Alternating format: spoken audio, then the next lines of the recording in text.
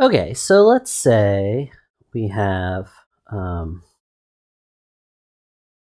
several different designs, and in this case I'm just going to represent them with letters. A,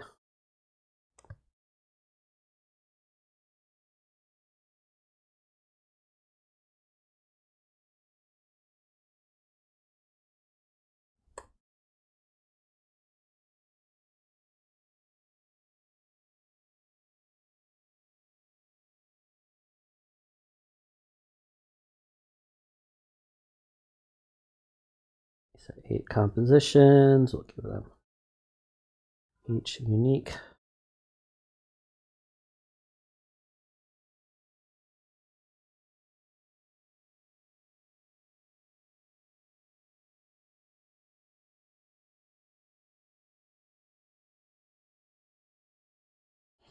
All right, so 8 comps. All right, 8 artboards. So I'm going to save this. We're going to call this one in our fall digital imaging project 3A geometric. We're going to call this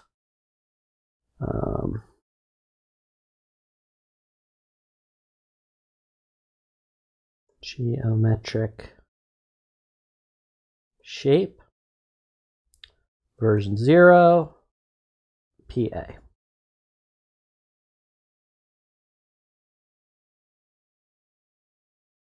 Okay.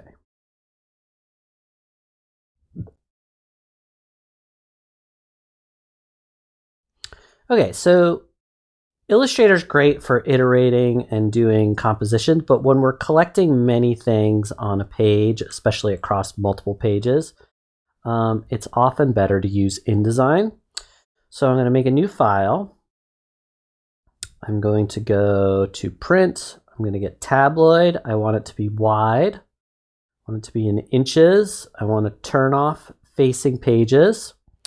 And I want to set the color mode to RGB. Actually, I'll do that in the next step. So wide, no facing pages, create. All right, which makes this page. I'm going to go transparency, blend space, turn it to CMYK.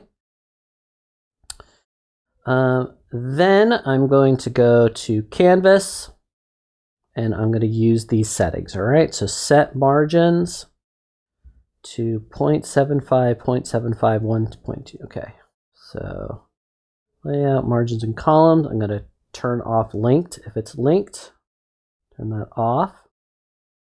And it's 0.75, 0.75, 1.25, 1.25, 3 columns with a gutter of 0.5. All right, so now I have my template.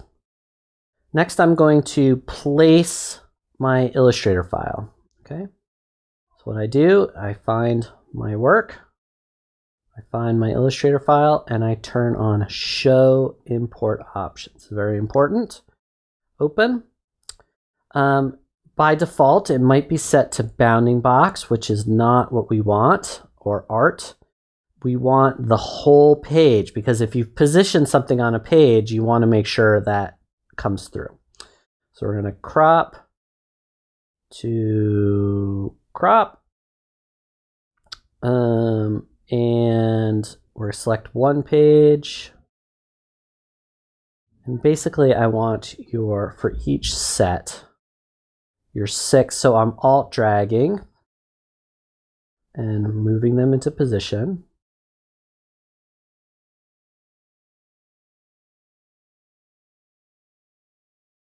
All right, and then with each one I'm hitting Command D, show import options, crop page 2.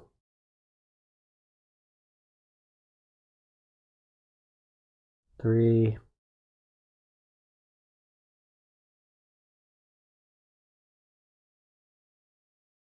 4, And maybe it's your favorite. I want you to make 8 and pick your favorite 6, 7,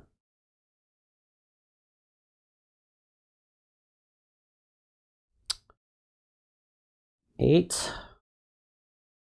Okay, so if I want to see what this looks like, I hit W, and that turns off my guides. It's also handy to go Shift W to see it fill the page. Now I can't see my actual border of my frames here, so what do? One option is to grab your frames and hit D, and that will create an outline around each. I think I prefer another option, which is to grab all your frames, click the fill, create a fill of white, and then make the page color hitting Shift X, it's the same hotkey, a very light gray, and then send that to the back. Array object, arrange, send to back. And now you could see the frames, but there's no distracting outlines. Okay. And then if I like it, I'm going to save this as 3A underscore geometric version name. Okay. And then finally, I'm going to export this as a PDF. And a PDF stands for Portable Document Format.